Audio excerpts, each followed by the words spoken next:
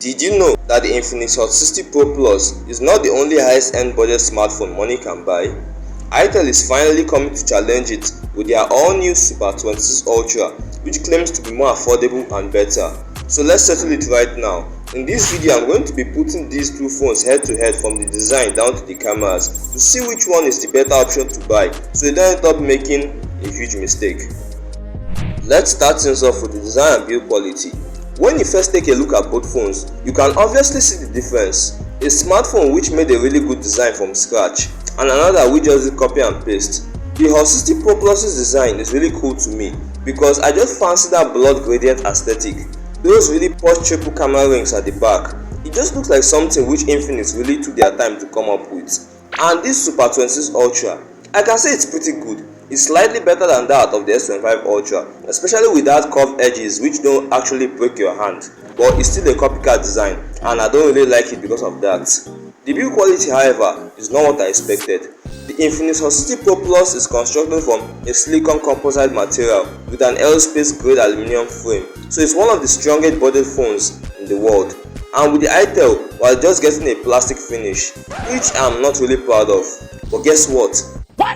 It's just as durable as the Infinix with the IP65 dust tight waterproof rating, the 1.5 meter drop resistance, the Gorilla Glass 7 eye protection on the front, which is further complemented by the much lighter weight. So in my honest opinion, this category ends up as a draw. And if you're enjoying this video, then kindly leave a like and smash that subscribe button for more videos just like this one. Thank you. That leads us to the external features, and one of these phones disappointed me in this category. They are actually quite similar in many areas. Both come with an under-display fingerprint scanner, NFC, an IR blaster, no headphone jack, no SD card support. But for some reason, Itel just had to screw things up regarding the audio quality.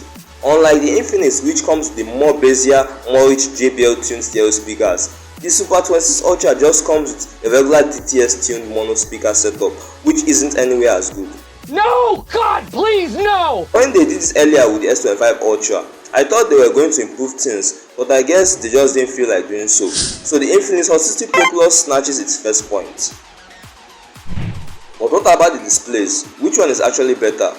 They are obviously very good for consuming content, sharp, vivid, vibrant. You would barely notice any difference between these and those on the $1,000 flagships. But one thing I would say is that Itel has really leveled up their game big time. Both screens are nearly bezel-less AMOLED panels with a 144Hz refresh rate, or so they claim, 1.5K resolution, and 4500 nits of peak brightness.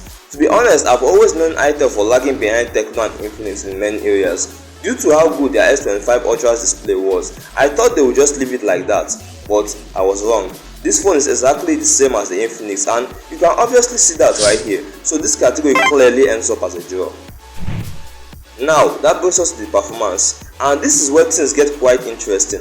One of the major problems I had with the S25 Ultra was that it was severely underpowered in comparison to the others, around 40% slower in most cases. But with this Super 26 Ultra, they actually corrected that one big mistake. The Infinix Hot 60 Pro Plus is powered by the MediaTek Helio G200, which is just a little bit better than the Helio G100 that came before it.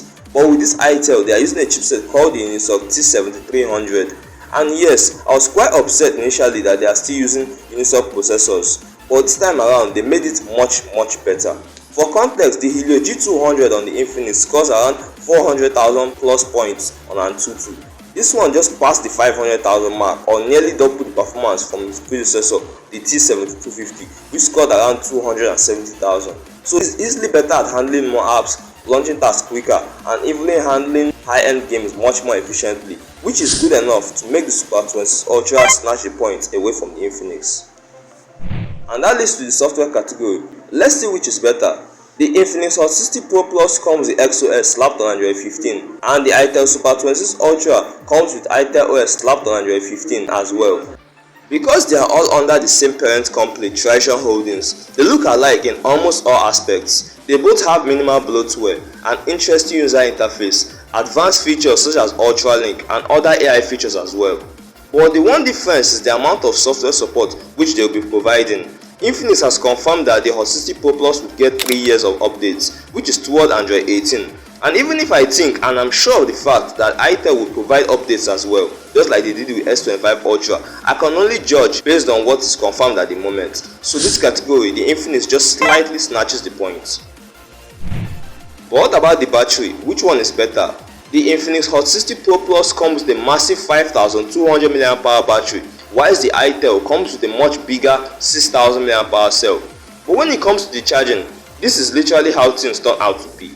The Itel might have a bigger battery, but it has the much slower charging speed of just 18 watts as opposed to 45 watts on Infinix. And it's quite frustrating. The S25 Ultra brought the same 18 watt fast charging, whilst your 50 Pro Plus brought 33 watts. So Infinix decided to update it, whilst Itel basically did nothing. They probably were like, meh, let's just put a bigger battery, nothing spoiled. Which is quite funny considering how long it will actually take to fill up that much juice with a charging speed this slow. But nonetheless, it's still a plus in an area, a minus in the other. So it would be fair to consider this category as a draw.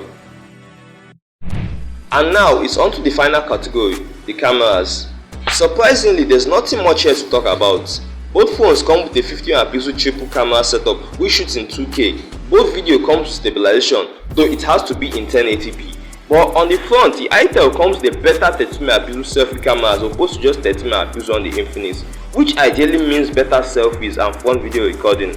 Nothing crazy. So the Itel Super 26 Ultra narrowly claims its final points. Wow. So, as you can probably tell by the scores here, the Itel Super 26 Ultra is clearly Itel's way of competing for the title of the best budget smartphone money can buy, whilst also being slightly cheaper. And it's quite insane. My previous comparison between the S25 Ultra, Spark 30 Pro and Hot 50 Pro Plus ended up with Itel being in last place, but now they are almost about to rank number 1.